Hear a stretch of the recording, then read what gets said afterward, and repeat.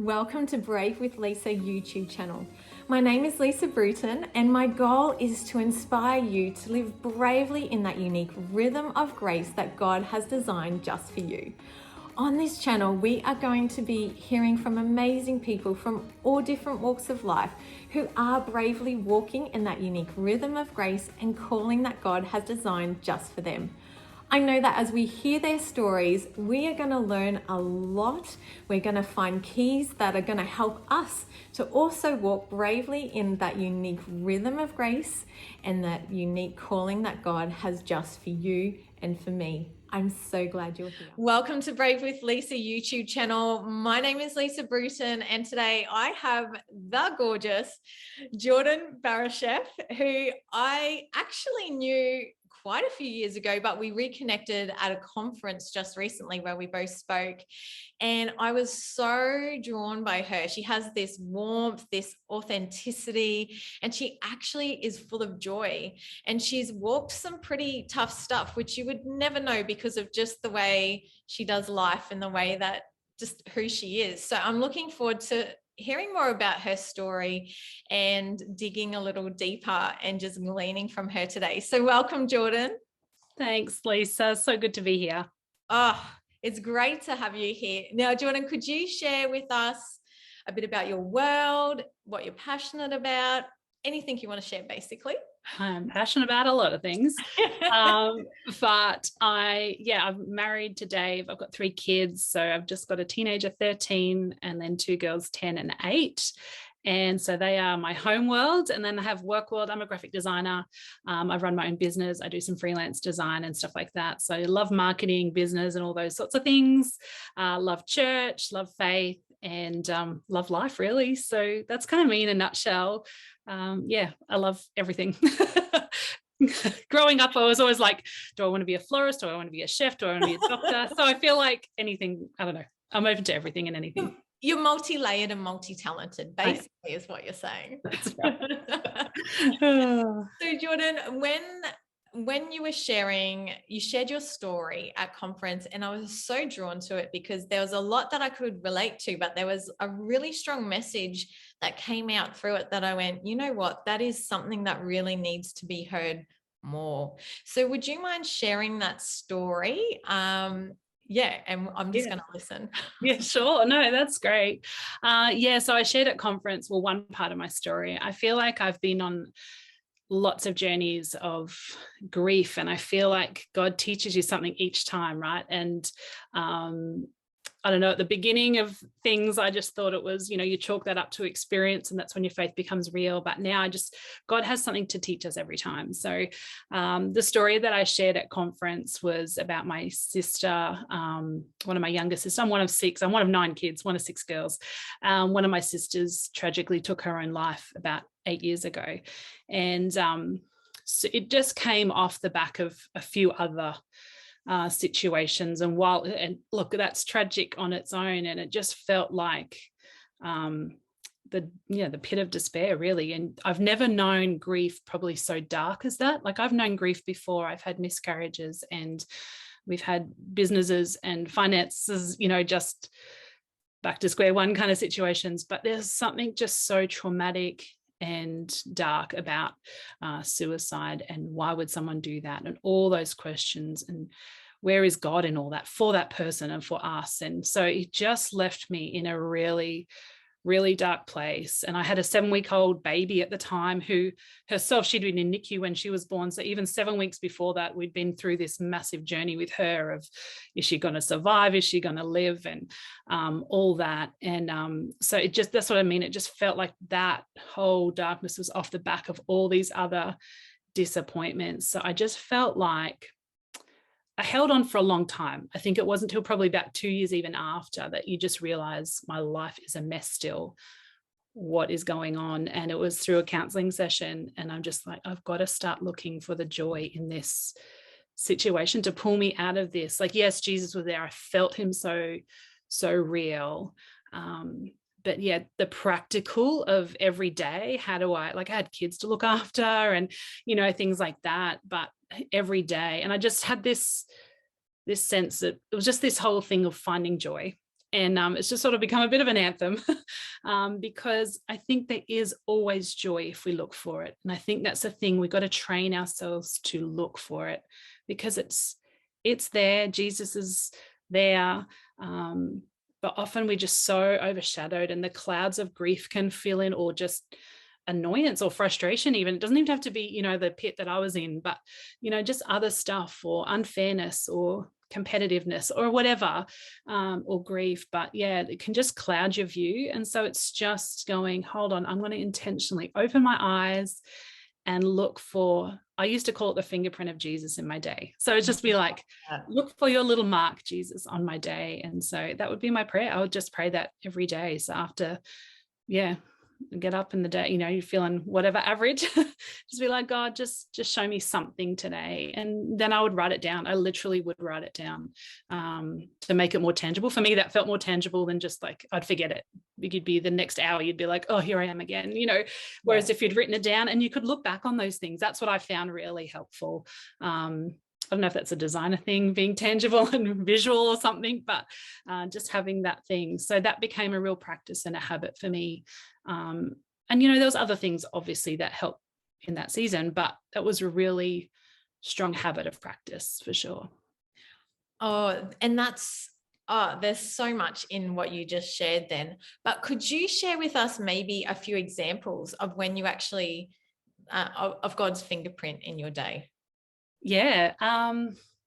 Look, some of them are so trivial. Like, I remember a guy, I had a newborn baby, and I remember a guy putting my grocery shopping trolley back for me when I'm loading all the groceries in the back of the car, and he came and just took my trolley back, and just to go, oh, thank you, God. It's just remembering to turn and focus that, and go, oh, that's good.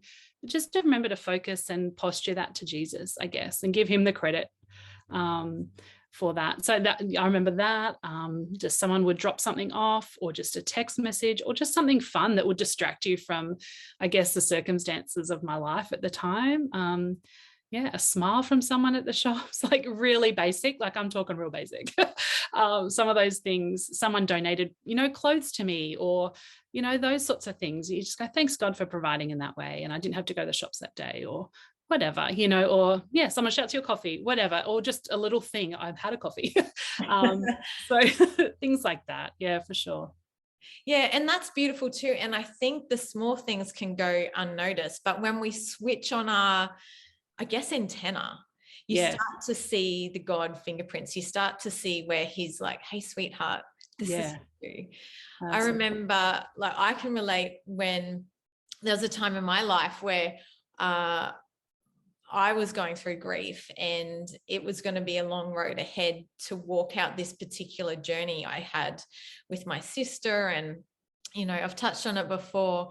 And God actually said, come away with me. And I went away with him. And wherever I went, I would have favor, like everywhere. Someone just give me free makeup, and someone said, oh, I want to, I've got a rooftop restaurant. And so just give them your name and you can have anything on the house. Like, it's, just these wild things. And yet I was grieving, and I was so sad. And so I felt like up, down, down. And I was away, and I was like, God, what's going on? And he's like, I am showing you it's okay to have joy in amongst the sorrow. It's okay to enjoy yourself. It's okay to look for joy while your heart's healing and while you're walking through stuff. And so, and I think it's so pivotal at this time with all that's going on in the world. Yeah. And that we can really get focused on that.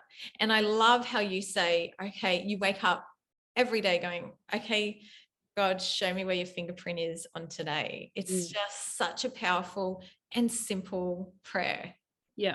And I think, like, I was doing that probably more intentionally and intensely at that time. But I think over time, when you do these things, it just, like, that word posture just keeps coming to mind, Lisa, as we're talking, and just how it just helps you train and move your life to be facing toward Jesus. Like, so over time, I don't necessarily do that as intentionally, but it's just that, I just want to posture my life to give God thanks for all the good, to pray about all the bad, and just to keep my life, living for him. And I think we have this choice. I know this is probably not answering your question, but it is. I think we often have a choice, we can choose. And when hardship comes, that's often when the rubber hits the road and we choose to believe who God says he is or not.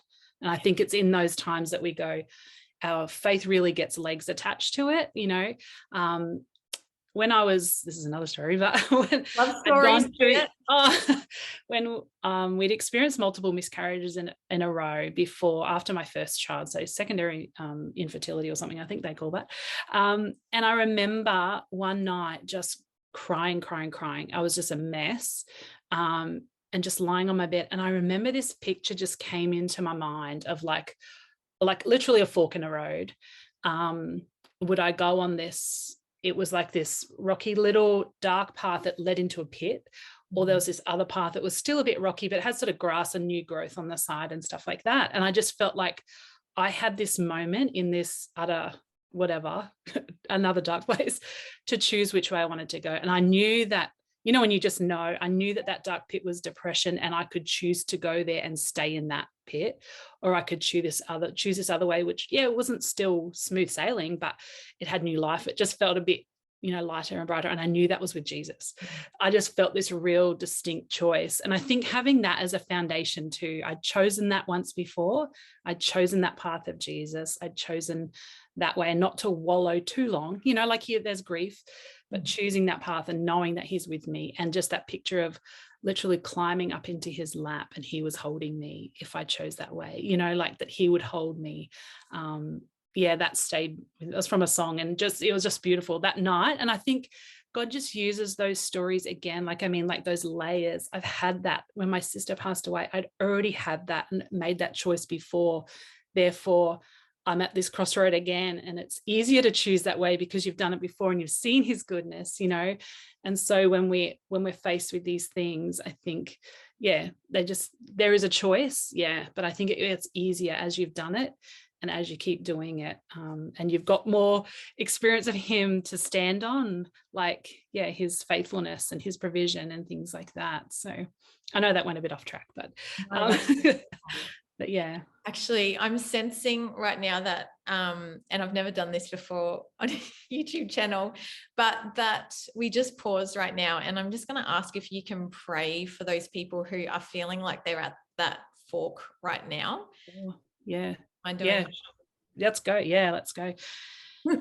Heavenly Father, we just, that the hurt is real, like in those moments, those pivotal moments of our life. And we just have to, we sit and we go, is this what you really mean when you say that you're with us, and come to me all who are heavy and weary and burdened, and I will give you rest, Lord? These choices that we make, or in the midst of grief, God, I pray for any woman who is here right now, listening, watching, who has to make that choice.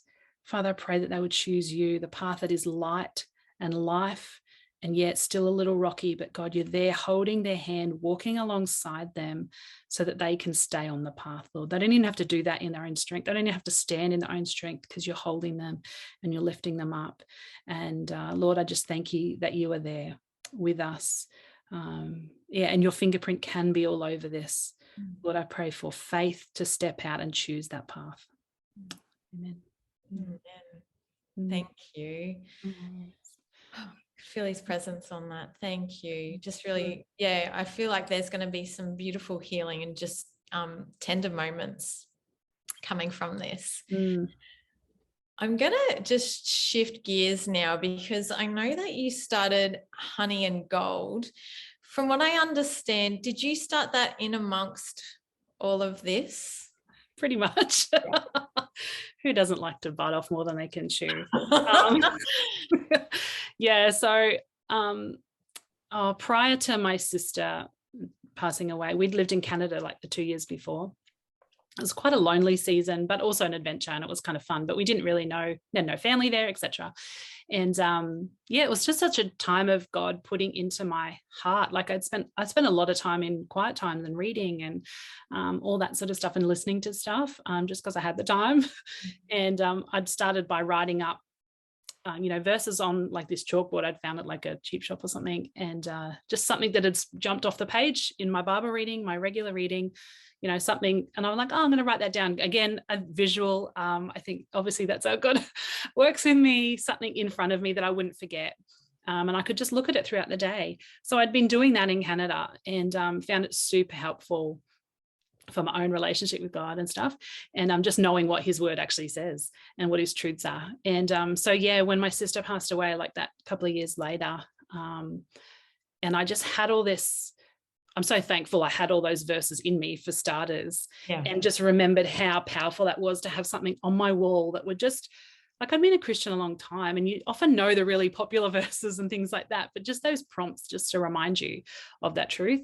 And so I started, just did these prints of just about 6, I think it was 6 verses, be still, which was from Be Still and Know That I'm God. And, all these, lift your eyes from Psalm, 121, lift your eyes to the hills, where does my help come from? And, just things like that. So I'd had these collections, and so I just started the business with that. It just felt really purposeful after doing some stuff in Canada. I was doing some freelance design and things like that. It just felt a bit less purposeful. It was design, it was fun, but this felt really heartfelt and purposeful in my own journey. It came from my own journey of being thankful that I had God's word in my heart.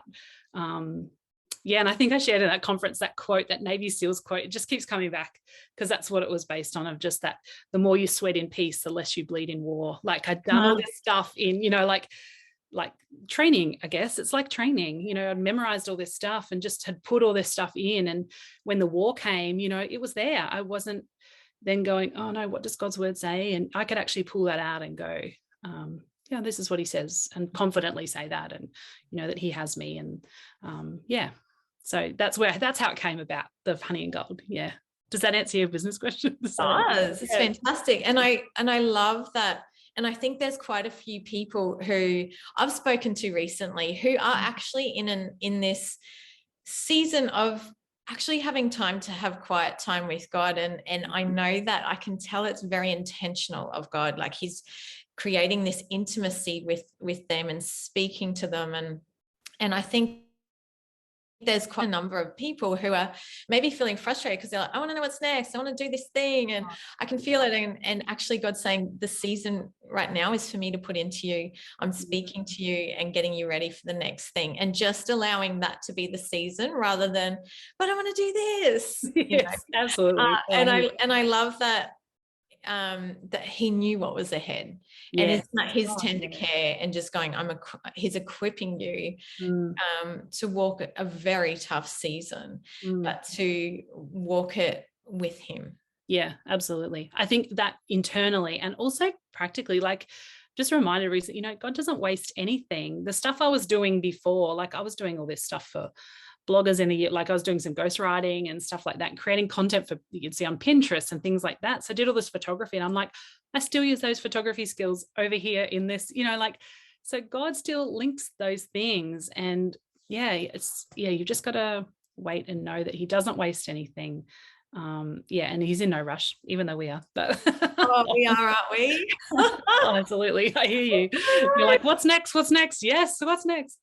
I was sitting out on the deck the other day, and I was like frustrated. And I'm like, oh God, why am I feeling frustrated? And he said, because you don't think I'm moving fast enough. And I was like, oh my goodness, that's so true. Yes, Lord. Absolutely. And I'm like, all right, Lord, I want to be in your rhythm.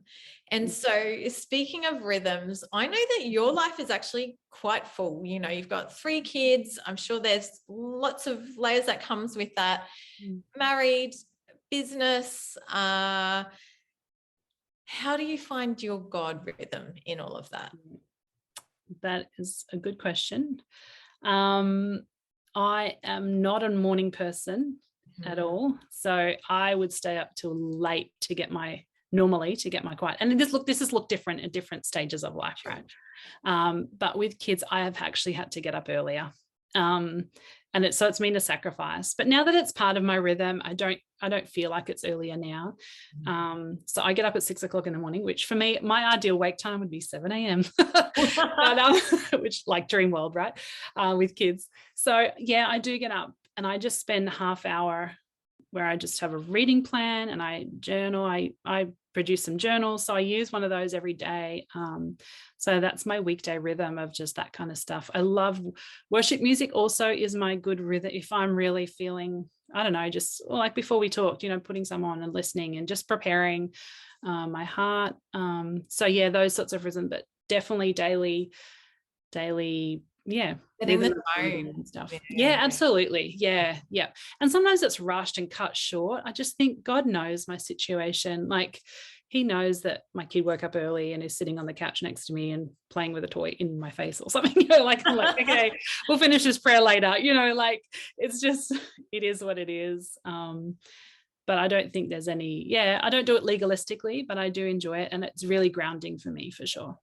And that works for you. Like what you're saying is not everyone has to get up early to have that time with God. They might find actually you've got space while you're in the shower, and you might not have any other space in your day because you've got really young kids, and that time in your shower, and it could literally be just standing under the water and just picturing that's God's, you know, heavenly water just floating over you. It doesn't have to be anything. Yeah. Do it over breakfast or over lunch if you get a break in your day, or go for a walk and pray, or, you know, there's so many different ways of finding Jesus, I think. I know a lady who spends a lot of time having to drive her kids around, but in between, that's her God time. And so, and she just loves, she'll even switch off Bluetooth or, you know, and just have that intentional time. So I love it. How can you tell when you're not in rhythm, not in the God rhythm? That's my kids and my husband probably. Yeah, I think just discontent is a huge one. I think just that angsty of, oh, what is next? That's a massive question for me. I'm always going for the next thing. So just that, okay, sit in this, do this thing. So yeah, and just not feeling at peace about stuff, I guess, or having lots on my mind, I'm a bit of a verbal processor. So if I've got lots to really download and, you know, okay, I've got to remember to take that to Jesus as well as my bestie or Dave or something like that. So yeah, and just impatient. I just remembering to bring those things and go, oh, I don't have to be this way. I can pray about that. If I'm really annoyed or frustrated at my kids or something like that, you know, constantly, to bring it to Jesus. So I think those are the things that I guess are glaringly obvious. But I feel it now. If I'm not in a rhythm, you know, I've been away or something like that and haven't had that normal, then you're like, now that you've done it for a while, it does feel wrong to not do it, you know, like, and I said, not a legalistic way, but just that feels weird that I haven't done that. It feels good to be back in the rhythm and stuff like that. So yeah, there's a lot of grace, but that would be, Now that picture behind you, Jordan, is that yours? Is that something you designed? It's a print, yes. From Hebrews 6:19, it says, we have this hope as an anchor for the soul, firm and secure. So I did a collection last year of, it was actually probably very timely with COVID, but just being anchored in Jesus. You know, there was this thing at the time, you know, people were like saying, oh, we're all in the same boat and stuff like that at the time. And I just had this sense like, that's fine to all be in the same boat, but what are you actually anchored to? You know, like if you're in the same boat and you're just flopping off into the sea, you know, but you need to be anchored in something, you know what I mean? And I wanted my boat to be anchored. So that was that whole, hope in the storm and stuff like that. So that was the theme. Beautiful. It's incredible. I love how God really uses your creative side, your visual side. And I know that it touches many people. And I hear so many reports from, you know, having got a hold of some sort of your product and your prints, and it's really blessed them. Thank you. So, Jordan, in saying that, how can people find you and look at your prints? Yeah, so honeyandgold.com.au is my shop. Everything's on there, all the links to everything. I do a podcast and stuff like that. So that's the main way. But on socials as well, Honey and Gold AU, I think it is on socials. I know it's weird tagline, but honeyandgold.com.au is the main place. Oh, fantastic. Well, thank you so much for sharing your story and just your wisdom as well. You just ooze it. It's been a pleasure. I feel like I could chat for ages too, Lisa. Right. Thanks so much for having me. Thank you. Thanks for joining me on Brave with Lisa. I hope that it has inspired or impacted you in a small or large way. Feel free to comment, to subscribe, and share with some friends. And please join us next week on another conversation we will have here on this channel on Brave with Lisa.